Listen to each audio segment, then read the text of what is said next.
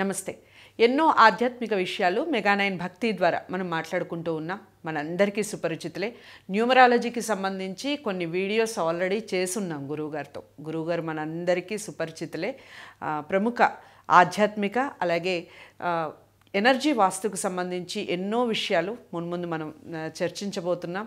అలాగే మీకు ఎటువంటి ఆధ్యాత్మికంగా కానివ్వండి, న్యూమరాలజీకి సంబంధించి కానివ్వండి, లేదా ఆస్ట్రాలజీకి సంబంధించి కానివ్వండి, మీకు ఎలాంటి సమస్యలు ఉన్నా చక్కగా సంప్రదించవచ్చు స్క్రీన్ మీద కనపడే నెంబర్కి కాల్ చేయడం ద్వారా.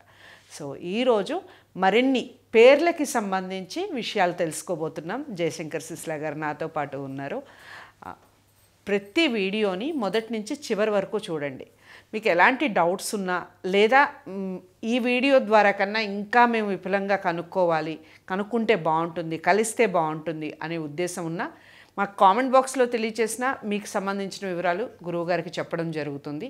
లేదా మీరే డైరెక్ట్గా కూడా మాట్లాడుకోవచ్చు స్క్రీన్ మీద కనపడే నెంబర్కి కాల్ చేయడం ద్వారా. నమస్కారం గురువుగారు. ఆయుష్మతి భవ. గురువుగారు, మనం చాలాసార్లు న్యూమరాలజీకి సంబంధించి కానీ లేదా కొన్ని విషయాల్లో మీరు ధర్మ సందేహాలు కాదు మనకి రెమెడీస్ చెప్పే సందర్భంలో అసలు అదృష్టం ఎలా కలిసి వస్తుంది, దేనివల్ల వస్తుంది, ఈ విషయాల గురించి మాట్లాడుకున్నాం. కొన్ని విషయాలు చేయటం వలన లేదా చెయ్యకపోవటం వలన కొన్ని మనకి మిస్ అవుతూ ఉంటాయి. లైక్ నేను ఈ పని చేయడం వలన ఇది జరిగిందేమో అని మాట్లాడుతూ ఉంటారు. అలా అసలు మనం ఏం చెయ్యకపోతే మనకి కలిసి వస్తుంది, ఆ విషయాల గురించి చెప్పండి. ఏదైనా సరే మనం విజయం సాధించాలంటే చేయాల్సిన పని చేయాలి, చేయకూడని పనులు చేయకూడదు. సో చేయాల్సిన పనులు మనం అనేక మార్లు చెప్పుకున్నాము. చేయకూడని పనులు కూడా మీరు అడిగారు కాబట్టి ఈసారి చెప్పుకుందాం. ముఖ్యంగా శనివారం నాడు తలస్నానం చేయకపోతే దరిద్రం అంటుకుంటుంది. శనివారం నాడు తప్పనిసరిగా ఎవరైనా తలస్నానం చేయాలి.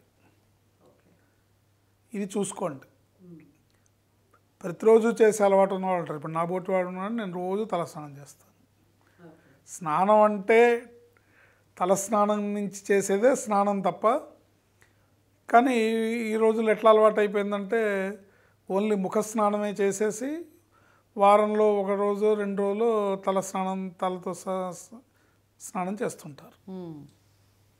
శనివారం ముఖ్యంగా మీరు ఏ రోజు చేసినా చేయకపోయినా శనివారం నాడు తలస్నానం చేయకపోతే అది దరిద్రానికి హేతువు.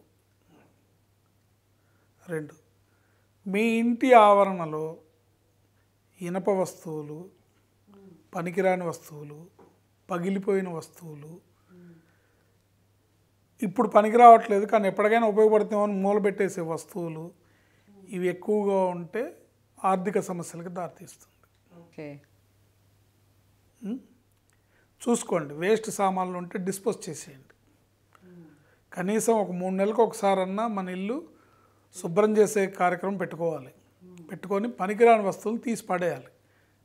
ఇది బోర్డంత డబ్బులు పెట్టుకున్నాం, ఎప్పటికైనా పనికి వస్తుందిలే, ఎప్పుడైనా రిపేర్ అవుతుందేమోలే ఏంటి అని దాచిపెట్టుకునే వస్తువులు చాలా ఉంటాయి. వీటి వల్ల ఇంట్లో నెగిటివ్ ఎనర్జీ ఫామ్ అయ్యి మనకు రాబోయే అభివృద్ధిని, అదృష్టాన్ని ఆపేస్తుంటాయి. కనుక పనికిరాని వస్తువులు ఉంటే తీసి పడాలి. ఇల్లు ఎప్పుడూ శుభ్రంగా పెట్టుకోవాలి. 3, చీపిరి కట్టల్ని కాళ్ళతో తనటం కానీ, చీపిరి కట్టల్ని ఉంచాల్సిన ప్లేస్లో ఉంచకుండా అడ్డదిడ్డంగా ఎక్కడ పడితే అక్కడ పడేయటం కానీ చేయటం వల్ల కూడా దరిద్రం వస్తుంది. ఓకే, ఈ పని చేయకూడదు. ఎక్కడ పెట్టాలంటారు? చీపిరి విషయం వచ్చింది కాబట్టి అసలు జనరల్గా ఇంట్లో ఆడవాళ్ళకి తెలుస్తుంది. ఒక మూల దాని ప్లేస్లో అంటే దేవుడి గదికి ఎదురకుండా పెట్టకూడదు, వంట గదికి ఎదురకుండా పెట్టకూడదు. దానికి ఒక ప్లేస్ ఉంటుంది ఇంట్లో. చక్కగా గౌరవంగా చూడాలి. క్లీన్ చేసే వస్తువు అయినా దాన్ని గౌరవంగా చూడాలి.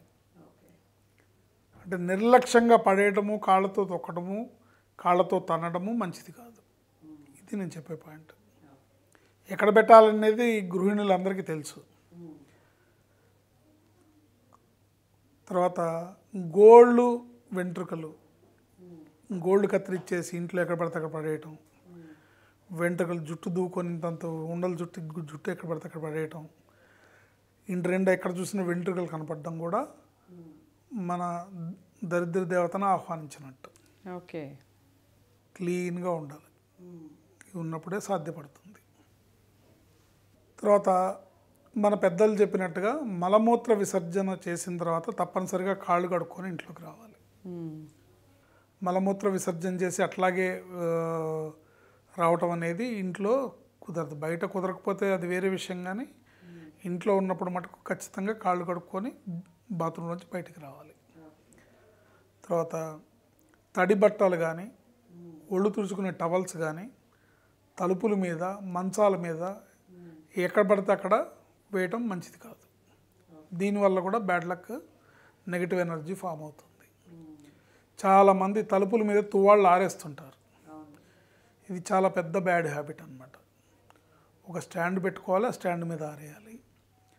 తలుపుల మీద, కిటికీల మీద బట్టలు ఆరేయటం కానీ, తడి బట్టలు వేయటం కానీ, తడి తువ్వాలను ఆరేయటం కానీ చేయడం వల్ల నెగిటివ్ ఎనర్జీ ఫామ్ అవుతుంది. సో ఇలా బోల్డ్ అని ఉన్నాయి. మనం ఒక్కొక్క వీడియోలో కొన్ని అంశాలు చెప్పుకుంటూ వెళ్దాం.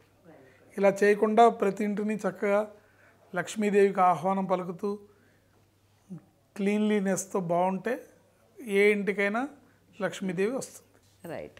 మీ ఇంట్లో శుభ ఫలితాలు జరగాలి అన్నా, మీకు లక్ష్మి కలిసి రావాలి అన్నా కొన్ని విషయాలు చెప్పారు, చెయ్యకూడని విషయాలు. ఒకసారి నోట్ చేసుకొని చక్కగా రాసుకోండి గుర్తులేకపోతే, లేదా వీడియోని కొంతమంది పాటించని వాళ్ళు ఏముందిలేని కొట్టిపారేసే వాళ్ళు ఇంట్లో చాలామంది ఉంటూ ఉంటారు. వాళ్ళకి ముందుగా ఇలాంటి వీడియోస్ని షేర్ చేయండి. వీడియో ఎలా అనిపించింది, ఈ విషయాలన్నీ కూడా మాకు కామెంట్ బాక్స్లో తెలియజేయండి. మరో మంచి వీడియోతో మళ్ళీ కలుద్దాం. వీడియోని లైక్ చేసి అందరికీ షేర్ చేయండి. ఛానల్ని సబ్స్క్రైబ్ చేసుకోండి. నమస్తే.